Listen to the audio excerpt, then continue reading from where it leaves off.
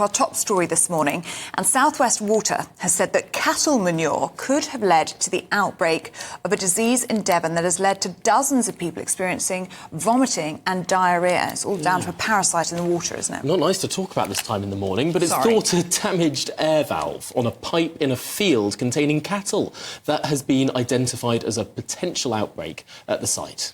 Well, this comes as thousands of people have been told to stop using tap water for drinking without boiling it first, as some schools have also been forced to shut. Well, we're joined now by NHS GP Dr. David Llyod. And David, just lay out for us what exactly this disease is doing, because I've read that some people are likely to have symptoms for up to 6 months. Yes, I think that's at the extreme end of the spectrum. It's a horrible condition to get in terms of the gastrointestinal side effects, diarrhea and tummy pain. And it can last in most people for a couple of weeks.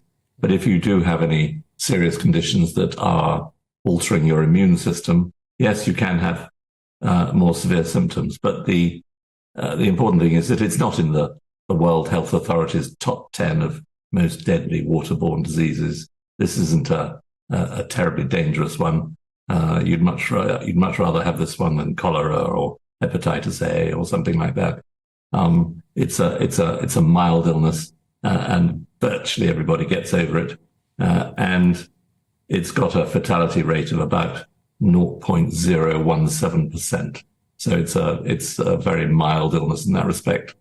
There was a breakout in Milwaukee in 1993, and 403,000 people were affected. Very much the same sort of way, contaminated water in a reservoir, and they only had 69 deaths. So it's not a terrible disease, but it is a sign that it's a difficult one to treat. Did you say 69 deaths or 629 deaths there? 69. So 69. That's still pretty significant in a developed country. Yes, no, as I say, if you're immunocompromised, you can have a torrid time, and unfortunately, there aren't any good drugs to treat it. There is a rare drug that we use for treating this in people who really do need it, but for the average person in the street, I'm afraid there is no antibiotic cure for this.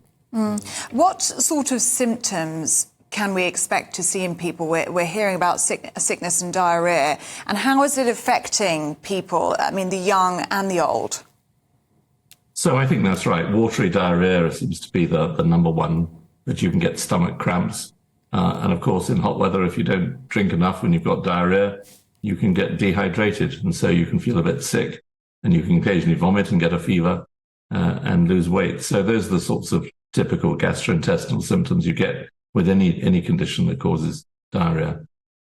It does seem extraordinary that this can just be transmitted through drinking water, something that people would ordinarily expect to be really rather safe. What precautions can people take if they're in Devon, if they're in this area? So I think the water company have issued alerts about boiling water, and they've also been issuing bottled water as well. So I think that would be the standard advice. I don't think there's anything more you need to do in terms of protecting yourself that way. The